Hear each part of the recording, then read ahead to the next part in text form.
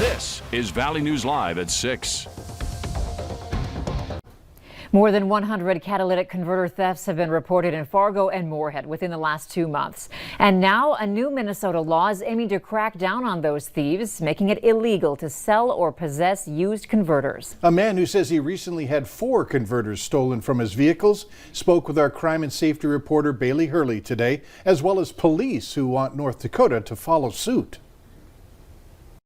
Moorhead police have seen over 60 catalytic converter thefts in 40 different locations since November. But so far, there haven't been any arrests. We have investigations working and looking for patterns. We have patrol trying to do more proactive policing.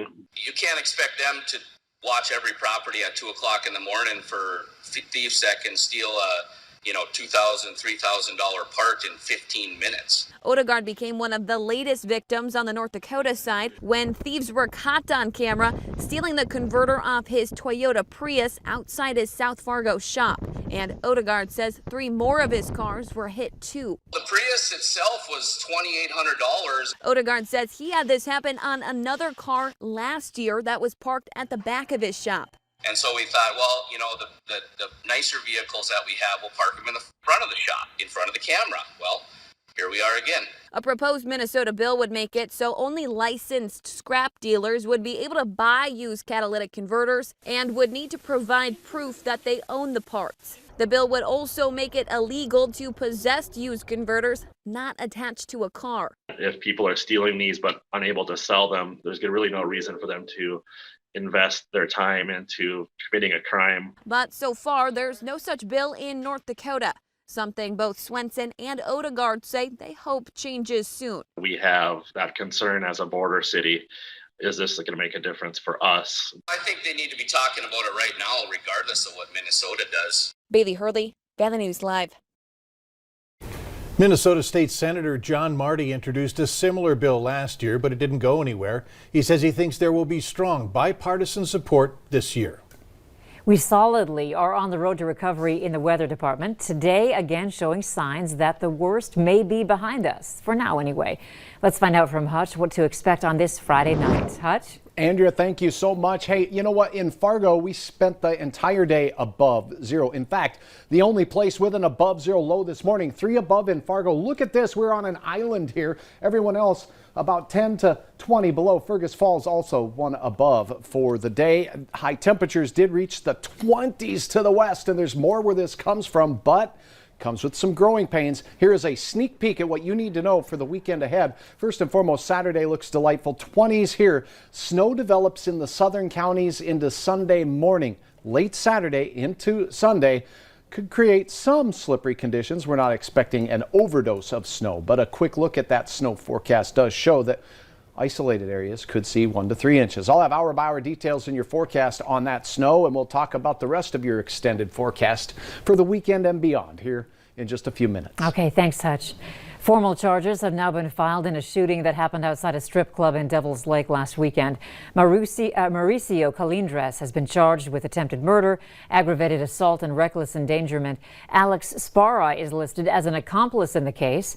The Ramsey County Sheriff says the shooting happened at Wally's Roadhouse and Gentlemen's Club after the two left. The sheriff says Sparra got a gun from a vehicle, handed it to Calindres, who then fired at the building. One man was shot in the leg.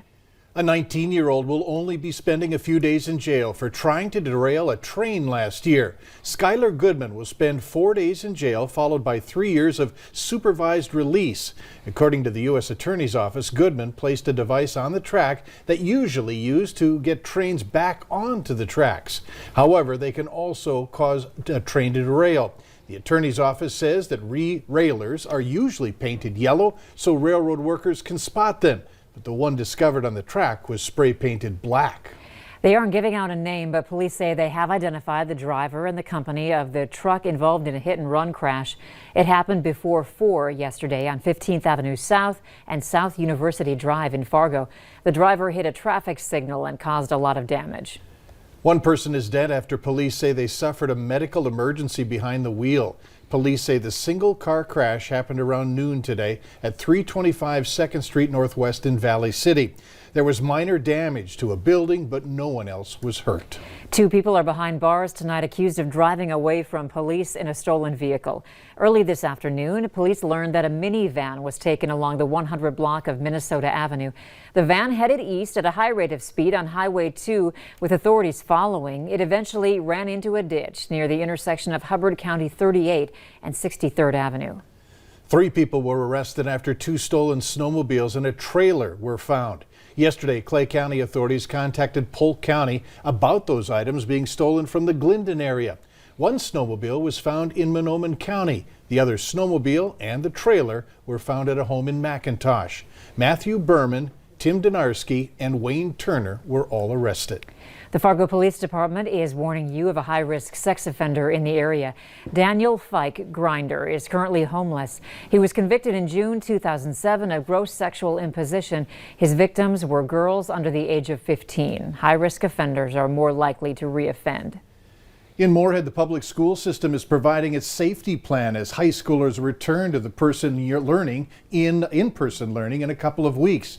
Pre-K through 8th graders have already returned. 9th graders will come back in-person learning 4 days a week beginning February 25th. Now, to keep students and staff safe, all face coverings are mandatory. Staff is encouraging families to do at-home screenings before entering the school's doors. Staff is also providing rigorous cleaning and sanitation practices. The district has invested in indoor air quality units. Those devices are used to bring in at least 20% of outdoor air even during winter months to make sure that they have good circulation. Carbon monoxide is being measured in classrooms. The district also says vaccination opportunities will be provided for staff as it becomes available. Bi-weekly testing will also be provided.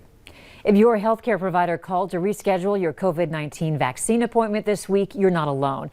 Delays in Moderna production, along with severe winter weather in the South earlier this week, brought about nationwide vaccine shipment issues. The Department of Health says North Dakota relies on depots in the South to ship out vaccine doses to our state. Winter storms backed things up. A number of our providers who had clinics scheduled for this week had to push back their clinics into next week. And that was due to not receiving some of the Moderna doses that were expected. Howell says Moderna was on course to ship more doses than the week prior, but due to delays in the manufacturing process, the state is set to receive the same amount as last week. However, Howell says the doses missed due to the weather delays will be recovered and will arrive next week. Cass County residents ages 65 and up who want to get the COVID-19 vaccine are encouraged to contact Fargo Cass Public Health. Those in Phase 1B should submit the resident contact form call 701-241-1360 to share their information with FCPH. Then you should monitor your email regarding vaccine availability. You're also being reminded to not share any registration links for vaccine clinics. For more information, log onto our website at valleynewslive.com. And later on Valley News Live at 6, they tried getting away for some fun in the sun. How hard it's been for a North Dakota couple in Texas. Sunshine setting in the western sky as temperatures are going in the right direction heading into your weekend. We do have some growing pains to talk about, some flakes in the forecast for some, not all.